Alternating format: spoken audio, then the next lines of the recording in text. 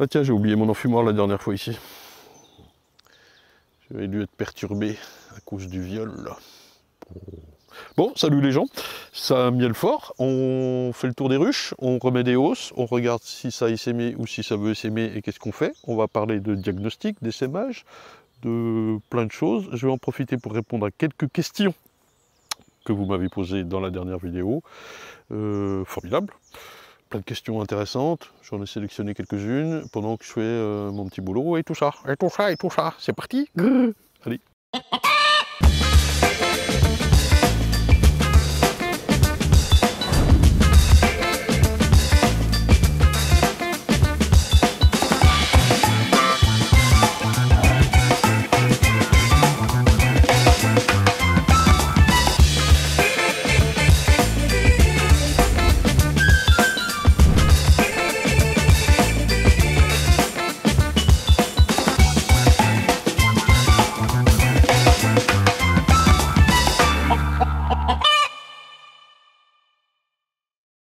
Bon, alors épisode spécial aujourd'hui puisqu'on a la chance de recevoir un apiculteur professionnel qui va nous répondre, qui va répondre à vos questions, et ça c'est plutôt cool, hein, ouais.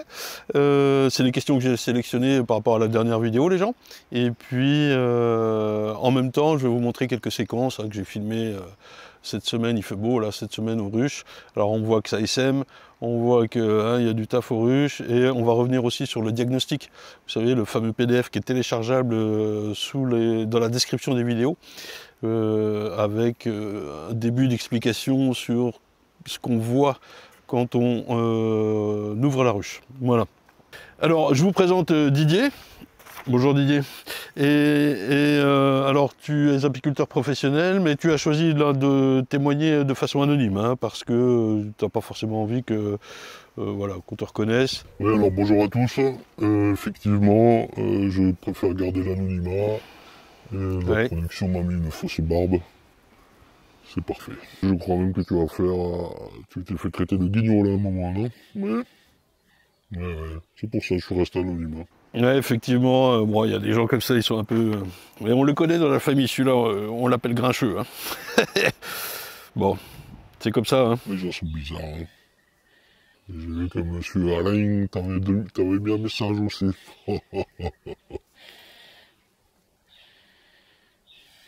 Il doit s'ennuyer ce monsieur. Mais prends les mouchoirs, prends les mouchoirs. Et donc toi Didier, t'as décidé de faire une apiculture un petit peu différente, hein, c'est ça? Alors oui, moi je suis apiculteur de loisirs, professionnel.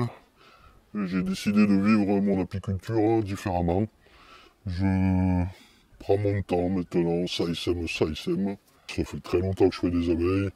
Et ma foi, ça se passe bien. Maintenant, alors j'ai fait un burn-out en 2021. Et maintenant je prends mon temps pour visiter mes colonies, faire du miel et tout. Ouais. Ouais, c'est cool. Les petites abeilles. Allez, on passe à la première des questions. J'ai noté pas mal de choses. On commence avec la question de Nanar56 qui disait merci pour la vidéo, premier vol, enfin les vols et tout ça.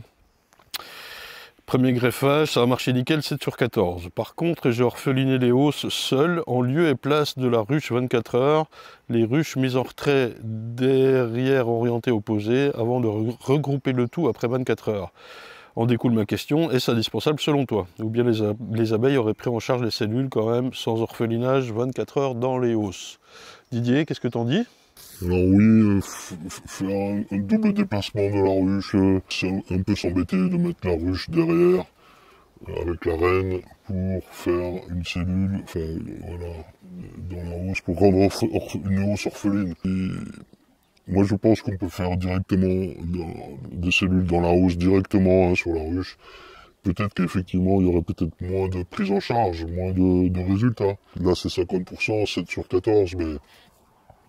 je pense que c'est pas grave, tu le fais 2 fois et t'as 5 sur 14, ça fait 10. T'as vu? Le but du jeu de faire ça, c'est faire très très simple. Voilà, juste pour sortir quelques cellules rapidement. Ouais, très juste, hein. Finalement on peut faire quelque chose de relativement plus simple. Allez, est-ce que j'enchaîne avec une autre question? Ah, la fameuse question de Françoise Bech qui est venue ici chercher un essaim. C'est de l'eau ta sauce? Alors non, pas exactement, on y reviendra. Si on fait un greffage avec les ruchettes achetées la semaine dernière, est-ce une lignée qui n'essaime pas? Donc elle parle de la colonie qu'elle a prise ici. Alors cette lignée-là, je trouve qu'elle fait pas beaucoup de cellules, mais elle en fait quand même hein, au bout d'un moment. Ah, Françoise.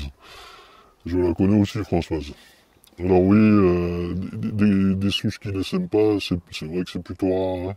Et ça fait partie du mode de reproduction de l'abeille, hein, donc il faut vivre avec, il faut faire avec, et voilà. Après, il y a des années d'essaimage, des années de moins essaimage. Il y a aussi, est-ce que la ruche, au sortir de l'hiver, elle est sur 10 cadres, elle est sur 6 cadres, on l'agrandit, elle fait construire, il y a plein de choses, ça miel pas, il y a plein de détails, quoi. Ouais, donc ça, de toute façon, on pourra pas faire grand-chose là-dessus. Tout ça, c'est la magie des abeilles. C'est un mécanisme naturel, hein, finalement, quoi. Ouais. Super Viking qui demande pas de déclenchement de pillage avec la sauce. Alors non, et enfin là, je veux dire, ça miel à mort. Il n'y a aucun risque. Enfin, c'est même pas du risque. Là, tu peux même mettre du sirop dans le nourrisseur, elles vont pas le prendre, quoi. Enfin là, il y a un champ de colza partout et tout. C'est un miel à mort. Elle préfère nettement le nectar à ça, quoi. Vraiment, hein. Là, j'ai même du miel qui traîne dehors. Elle s'en occupe pas du tout, quoi. N'est-ce pas? Non, Super Viking, effectivement, pas du pillage en ce moment, ça va tout bien. C'est quand les ressources manquent que ça commence à piller. Là, on serait plus vers fin juin, juillet, août, tout ça, septembre. Voilà, là, c'est plus délicat, bien sûr. Hein. Alors, une question de Sid Nawa assez longue, mais en gros, qui nous dit que ça bloque les ruches. Le nectar bloque les ruches, elles en mettent partout et tout. Et que, alors je sais pas s'il dit qu'elle monte pas dans la hausse ou quoi. Peut-être la solution, c'est d'enlever la grille à reine. Oui, soit vous mettez vous enlevez la grille à reine, ou un petit carré de plastique pour essayer de limiter le passage de la reine, mais tout le monde passe sur les côtés, et ça marche pas forcément. Ou alors vous mettez la grille à reine sur la première hausse, et la deuxième, vous la sacrifiez, il y aura du couvain. Et la deuxième va capter le miel et le nectar. Mais c'est souvent aussi, est-ce qu'il y a assez d'abeilles, est-ce que la génétique, elle fait pas ça? Il y a des génétiques très particulières aussi, hein. Il y en a qui vont faire des ponts de cire partout. Il y a des colonies qui n'en font jamais. Voilà, il y a toujours un peu de tout. Hein. Ouais, mais quand c'est des mielés aussi intenses, hein, faut pas se leurrer, voilà, c'est presque normal, quoi. Alors en plus, ouais, moi je vois qu'il y a bien quelques souches que j'ai là qui vont plus se stocker dans le corps que dans la hausse. Ou alors elles mettent du temps à monter. Ça peut être aussi un nombre d'abeilles hein, qui fait qu'elles travaillent pour monter le nectar en haut, quoi, et le transformer en miel. Allez, on se fait une petite pause et je vous montre le greffage de la semaine dernière. Là, j'ai sorti les cellules. Est-ce que ça s'est bien passé? Allez hop, là je sors les cellules. On est à J+5. Hop. Donc, éleveuse orpheline. Ça, c'est bien peuplé en abeilles. C'est celle qui avait une partition et je lui avais mis une G parce que ça m'y allait fort quand même. On peut regarder l'état de la G qui est entièrement... Ouais, bah, attendez, je vais faire de la place pour la sortir. Entièrement construite. Alors, les petites cellules, moi, ce que je crains, c'est les morilles.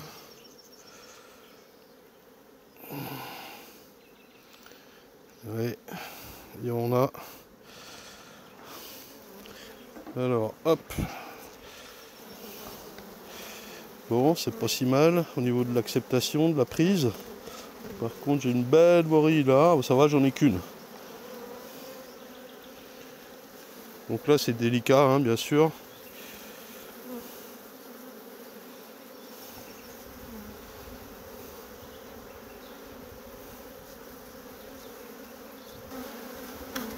Alors la morille, là j'essaye avec un couteau qui coupe bien, de conserver au moins la cellule la plus dégagée, peut-être la deuxième là, mais si dès qu'elle est percée, c'est mort. Hein. Hop, on enlève bien les petites abeilles. Allez, on va mettre ça dans la couveuse, sous bigouillis. En attendant, dans la place qui est libre là, je mets une G qui est là. Hop, et je m'assurerai pour le prochain greffage qui est demain d'avoir des jeunes abeilles, mais voilà, ça devrait le faire. Peut-être enlever cette G qui est construite, je vous la sors pas, mais enfin voilà, elle est insoulevable. pour laisser la G toute neuve que je viens de mettre. Faire gaffe qu'il n'y ait pas de cellules de reménage sur les autres cadres, parce qu'il y avait forcément des œufs, je pense, hein, au moment où je les ai mis. Et puis c'est parti. Les bigoudis lavés.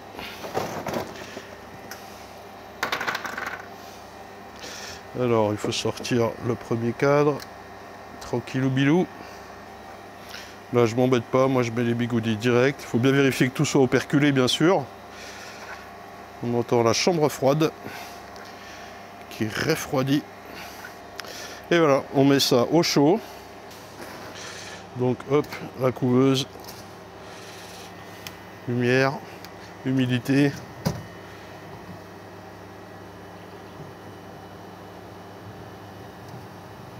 Et l'une.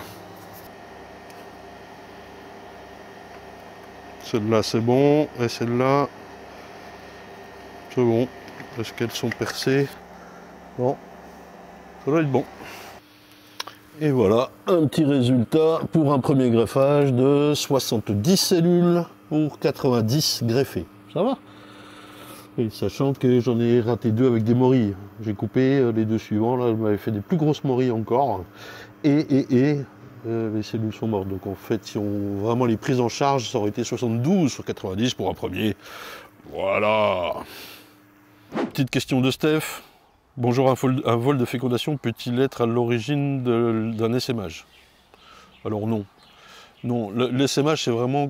Bah, je te laisse répondre, vas-y. Alors non, un vol de fécondation, ça fait pas l'essaimage. Hein. L'essaimage, c'est la vieille reine qui part avec une partie des abeilles. Et il y a une nouvelle qui remplace, une reine vierge. Et ça peut essaimer 2 ou 3 fois avec s'il y a plusieurs vierges. Hein, c'est pour ça qu'on va peut-être voir le diagnostic après ou quoi, mais effectivement, un essaimage, il faut vraiment qu'il y ait une reine fécondée qui parte. Peu importe son âge finalement, mais il faut qu'il y ait une reine fécondée. Donc là, si elle part pour se faire féconder, c'est pas un essaimage. Non. Enfin, moi, j'ai jamais vu ça en 40 ans de carrière. Hein. Alors, Julien Deschamps qui demande, peux-tu nous redonner la méthode pour introduire une reine fécondée dans une ruche en pleine saison, c'est-à-dire en ce moment? Ouais. Afin de changer mes reines. Ah, moi je trouve que c'est délicat, c'est jamais trop le meilleur moment là. Et je préférerais le faire en début de saison ou en fin de saison. Là, je trouve que c'est délicat de changer une reine. Faisable, hein, mais délicat. Sur les méthodes? Oui, alors pour changer une reine, le plus pratique c'est vous l'enlevez, vous la mettez. Voilà. Hein. Vous prenez la vieille, vous la tuez et vous mettez la nouvelle, on n'écrase pas sur la cage ou quoi. J'ai eu le fait écraser sur la cage. Ça peut marcher, ça peut pas marcher. J'ai pas noté de grande différence. Sur des colonies douces, en juillet-août, je vais prendre la reine et mettre la nouvelle tout de suite. C'est 95-98% d'acceptation. Voilà. En pleine saison, c'est beaucoup plus délicat. Je préfère le faire au début ou en fin de saison. Là, je trouve qu'en pleine saison, la colonie est tout feu, tout flamme. Si en plus elle a essaimé, remettre une reine, casser les cellules et remettre une reine, je trouve que ça marche pas trop bien. On préfère remettre une cellule ou vraiment, moi je vous conseille, laissez faire. Laissez faire la nature, on va refaire une reine, ça a essaimé, c'est comme ça. Pour changer une reine là maintenant, vous pouvez soit faire en direct comme ça, soit attendre, ou 9 jours hein, pour être sûr, casser bien les cellules et vous remettrez votre reine. Mais plus vous allez l'ouvrir, plus vous l'embêtez, plus il y a beaucoup d'abeilles, plus il y a tout un tas de paramètres que c'est mal accepté quoi. On prépare pour la saison, on fait la saison et on change pour repréparer pour la saison d'après. Et voilà, on fait trop rien là en avril-mai quoi. Ce qu'on fait c'est des essais, on va les piocher dans les ruches pour faire du renouvellement de cheptel. Allez, on passe à Stéphane Crassou qui... tu pourrais en dire plus? Les quelques colonies risquent de les impacter pour faire un starter. Parce qu'on parlait d'élevage avec le cadre de hausse dans la hausse. Et lui, il mélange avec starter. Il n'y a pas de starter. Vous avez une ruche avec une hausse, vous enlevez un cadre de miel, vous le mettez de côté quelques jours, vous le remettrez après. Et à l'espace vide, vous mettez un cadre de hausse. Et ça marche. Un cadre de hausse de greffage quoi, hein, vous avez mis une barrette ou même sans forcément le transformer, vous enlevez les fils et vous collez des barrettes au-dessus là. Je l'avais fait mais je l'avais pas filmé l'année dernière, je vous le referai les gars. Mais il y a une confusion avec le côté starter. Starter c'est laisser 24 heures à une colonie qui fait beaucoup de gelée royale, qui est destinée à ça. Élever le greffage, 24 heures. Et au bout de 24 heures, on le passe en finisseur. Voilà. Et ça, c'est des techniques bien plus avancées, avec des souches spécialisées, on parle même pas de ça, quoi. Ouais. Donc oui, c'est de l'élevage au simple, hein. Pas de starter, pas de finisseur, un cadre dans la hausse, et ça fait des abeilles, hein. Oui. Allez, on se refait une petite pause encore avec un petit essaim qui s'est mis dans les cadres à mâles là derrière. Et j'en profite aussi pour vous mettre la petite story Instagram que j'ai mis parce que j'ai trouvé un petit frelon, mon premier. J'arrête de roucouler, moi. Alors, oh, wow. Alors Mimi, c'est la fête. Hein. Bon les gens, c'est la saison des essaims. Je crois qu'il y en a un qui s'est mis dans les cadres à mâles là, que j'avais fondu et pas nettoyé. C'était pour la saison prochaine. Je me demandais pourquoi ça pillait, puis j'ai baissé le plastique, et puis je crois qu'il y a un essaim, on va tâcher de le déloger.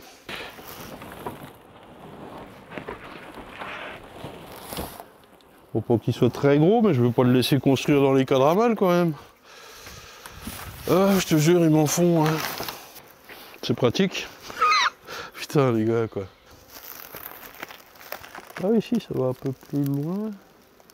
Bon, comment faire ça propre? Putain, mais pourquoi vous êtes venu là, quoi? C'est pas du tout adéquat comme place, n'est-ce pas? Je vais voir si je vois un peu la reine. Oui. Oh, à la limite, vous allez me dire, t'as qu'à mettre le cadre direct. Ouais, c'est construit pondu, non? Oh là là. Qu'est-ce que vous m'avez fait là, les choupinettes? Ah, bah vous m'en faites voir. Hein. Pas bien gros, c'était ça en plus. Ah, la reine est là. Je l'ai vu. Voilà, pour ce coup-là, pour la choper. Bon, j'espère qu'elle est dedans. Parce que là, il n'y a rien de moins sûr. Elle peut être partout sur la palette, là. Je vais laisser reposer et je viendrai voir. Vous êtes là? Ouais. Je viendrai voir s'il y a une boule d'abeille qui se forme quelque part. Mettre des jets. Je te jure. Je vais mettre 2 bâtisses en plein milieu, là. Je vais laisser reposer et je viendrai voir. Bon, le lendemain matin, ça a l'air d'avoir fonctionné ma petite histoire. Je vois pas de boule d'abeille qui traîne à droite ou à gauche. Il faudrait que je vérifie que ça ponde. Ça chantonne un petit peu, on dirait. On va vérifier ça plus tard. Correction, si, il y a une boule d'abeille. Elle est sous la ruchette. Donc la reine doit être par là. Il faut que j'essaie de la trouver. Très bien.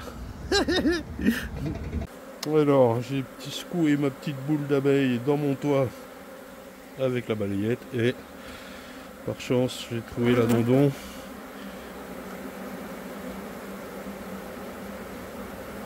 Hop. Alors celle que j'ai vue hier, je crois pas qu'elle était marquée, mais non, j'ai vu que son abdomen. Donc voilà, tout le monde va suivre ce coup-là. Je vais remettre les abeilles là-dedans et ça va le faire. Ouf. En train de dépatouiller un essaim pris dans les cadres. Ce sera pour la vidéo de vendredi. Et qui voilà-je?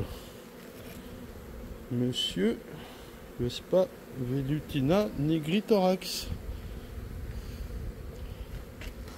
Vas-y, pose-toi. Tac. T'as bien niqué ta gueule. Hein? Hein? Tu vas à moi la ramener maintenant? Putain! Alors, il y avait Stéphanie Riondel à propos de changer une ruche agressive. Changer la reine d'une ruche agressive. Didier, comment tu ferais? Alors ouais,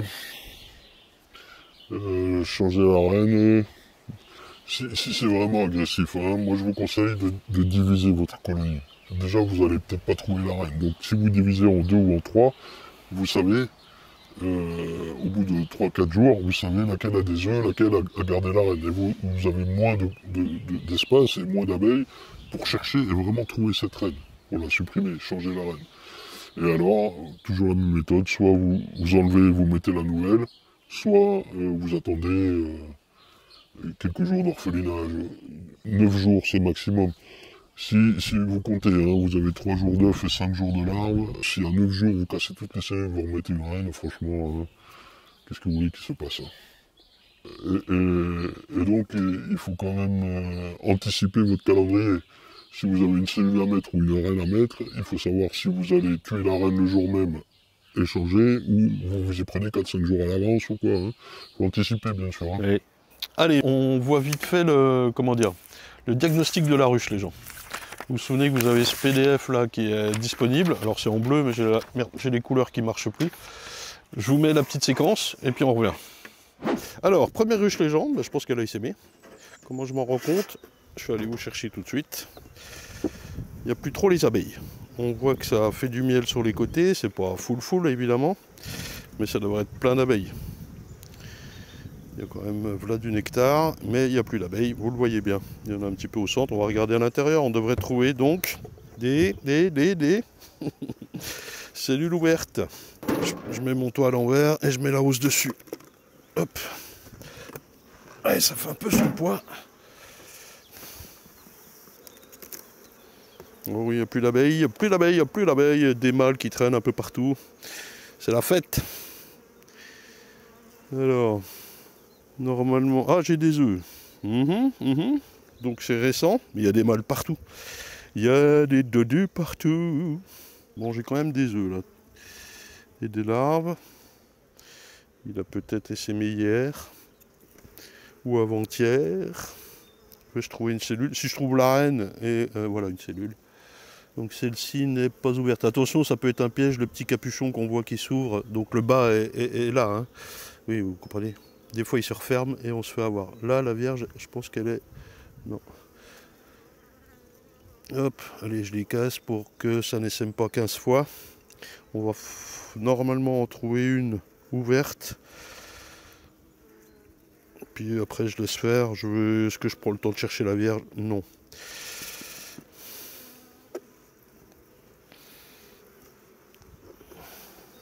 Ok, la deuxième tournée de mâle, ça. Qui va être bientôt perculé. Donc là, c'est un rucher qui est en face du colza avec des reines pas récentes.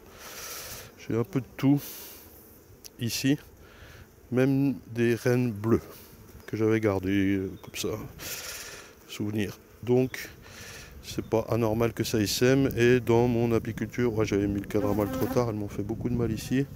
Là, on a une cellule. Est-ce que vous êtes dessus? Une belle. On pourrait découper, hein, mais bon, c'est pas... Voilà, je vais l'enlever. On va essayer de trouver celle qui s'est ouverte. Peut-être qu'il n'y en a pas, ça peut essaimer avant l'ouverture de la cellule, hein, évidemment, mais vous le savez. On voit les gouttes de nectar qui continuent de pisser. Celle-ci, elle est comment?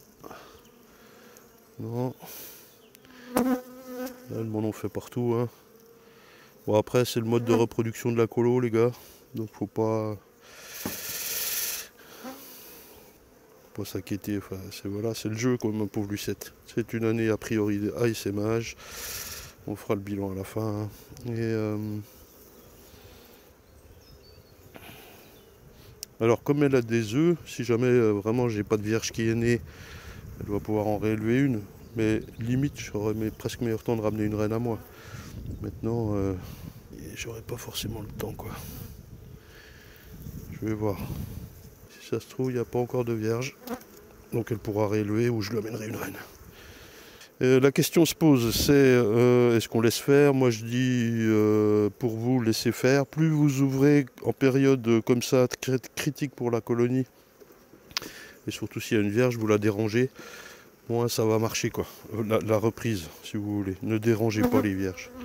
En gros c'est ça l'idée quoi. Donc là a priori j'en ai pas. Alors ce qui peut être intéressant c'est de repasser d'ici 2-3 jours, de voir si elle élève sur les œufs qui lui restent, ce qui confirmerait le diagnostic de dire il n'y a pas eu de vierge. Elle a essaimé avant que ça naisse. C'est très probablement très récent. Hein. Tiens, je vais en profiter pour remettre mon rouge au milieu, ça change pas grand chose, et donc là-dessus j'ai des œufs. Et voilà. Bon, au moins ça va pas forcément réessaimer avec 2 vierges qui naîtraient. Et si je repasse d'ici 2, 3, 4 jours, je vois qu'elle réélève des cellules sur le cadre d'œuf qui reste, eh bien ça veut dire donc qu'il n'y a pas de vierge. Et donc, je pourrais mettre une reine ou une cellule à moi. La question aussi qu'on peut se poser les gens, c'est est-ce qu'on laisse la hausse? Là, il n'y en a qu'une. S'il y avait eu 2 ou 3 hausses, j'aurais fait quelque chose. Parce que ça risque de cristalliser, bien sûr. Je vais le noter quand même. Essaimé, et sel F, présence d'œuf, os. Ça nous ramène tout ça au diagnostic de la ruche. Que vous vous souvenez, ça fait maintenant 2 ans qu'il y a un petit tableur qui vous dit vas-y, j'ouvre la ruche, est-ce qu'il y a des œufs, pas des œufs. Et ça vous oriente vers des choix décisionnels ou des choix de compréhension pour amener le bon diagnostic sur la ruche. Pour les cellules royales, voilà, vous avez le cas typique. Est-ce qu'on a une vierge? Est-ce qu'on n'a pas de vierge? Est-ce qu'on ramène une cellule? Est-ce qu'on casse les cellules? Est-ce qu'on en laisse qu'une? Plein de choix possibles.